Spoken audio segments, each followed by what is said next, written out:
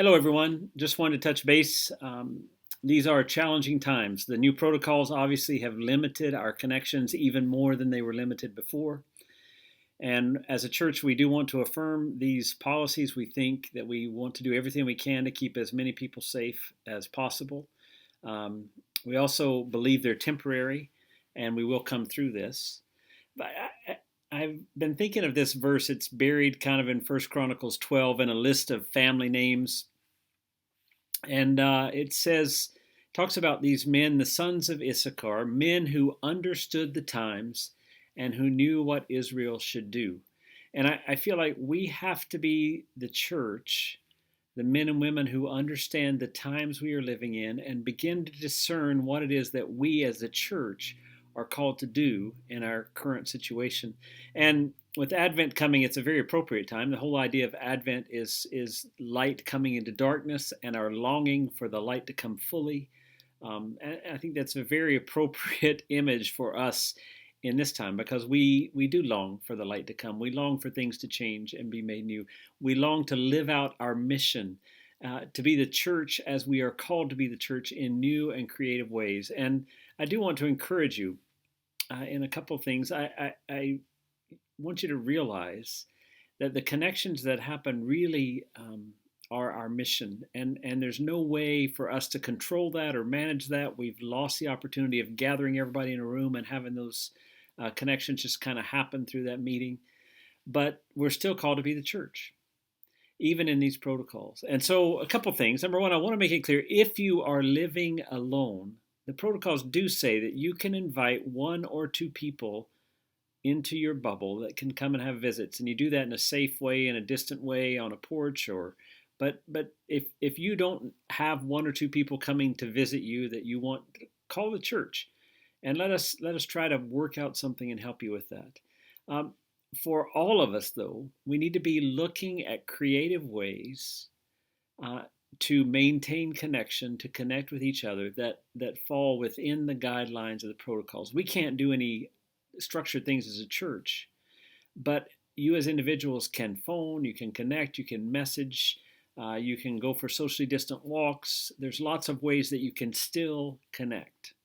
I got a great email just the other day from somebody in our church who was talking about cleaning in her house and how often you clean and you clean the areas that you see, but you don't really worry about the places that aren't as visible.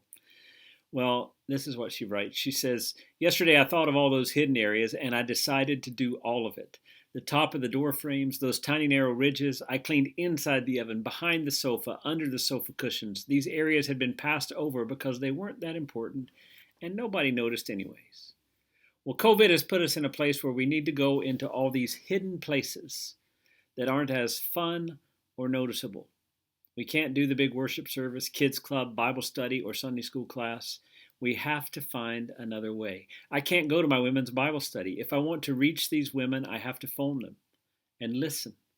Listen to their troubles, their stories. I can't make a cake for 10 people and impress them all. All I can do is talk to them. We have to go into these dark corners we don't like to go into normally, and normally we don't like to think of it or have to think of it, really, because, well, we're so busy and we're just trying to reach so many.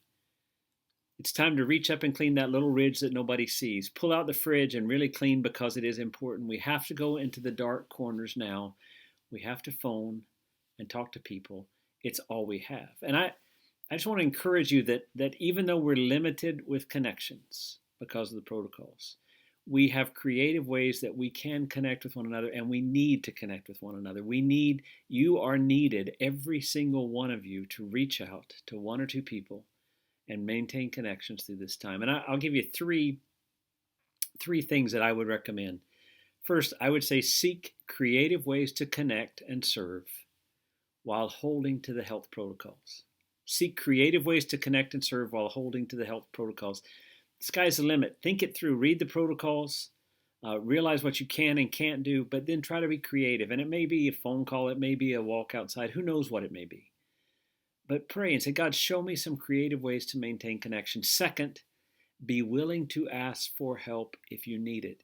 If you don't know what to do, you have a situation that you don't know how to resolve, you have a need, Call the church and let us know. I know that's hard to do, but the reality is I have people saying, I want to help, I want to do something, but I just don't know what to do. So if you let us know about your needs, maybe we can make connections that will help. So be willing to ask for help if you need it. And third, I would encourage you to remember there are no small things.